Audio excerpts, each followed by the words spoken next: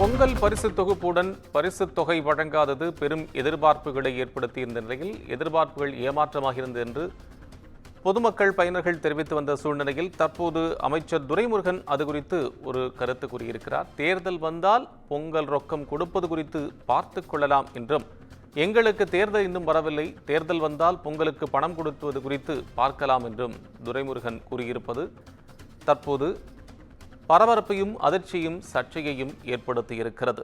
தேர்தல் வந்தால் பொங்கல் ரொக்கம் கொடுப்பது குறித்து பார்த்துக் கொள்ளலாம் என்று அமைச்சர் துரைமுருகன் கூறியிருப்பதாக தகவல் வெளியாகியிருக்கிறது.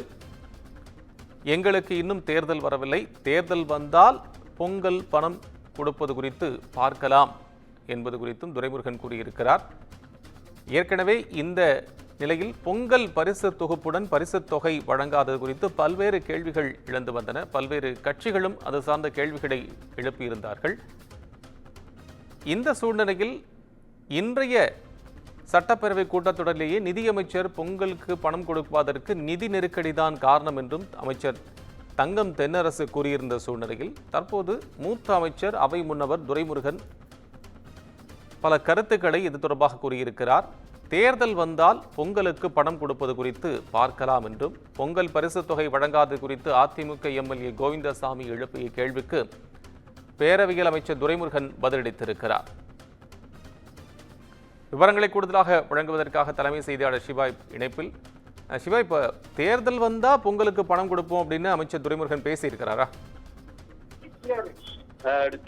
அதாவது தமிழக சட்டப்பேரவையில ஆளுநர் உரைக்கு நன்றி தெரிவிக்கக்கூடிய தீர்மானத்தின் மீது பல்வேறு சட்டமன்ற உறுப்பினர்கள் பேசி முடித்த நிலையில அதிமுக சார்பாக கோவிந்தசாமி தன்னுடைய உரையை ஆற்றினார். அப்போது கொரோனா காலகட்டங்களில் கூட அதிமுக ஆட்சியில் 2500 ரூபாய் பொங்கல் பரிசு தொகுப்பு நாங்கள் வழங்கினோம்.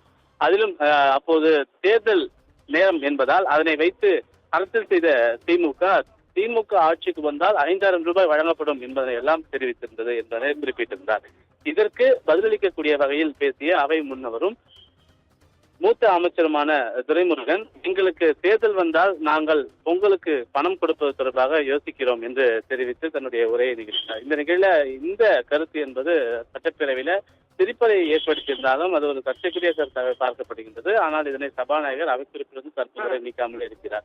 தேர்தல் நேரங்களில் மட்டும் மக்களுக்கு பணம் கொடுப்பதாக அவை முன்னவராக இருக்கக்கூடிய மூத்த அமைச்சர் துரைமுருகன் பேசியிருப்பது சட்டப்பேரவையில சலசலப்பை ஏற்படுத்தி இருக்கின்றது.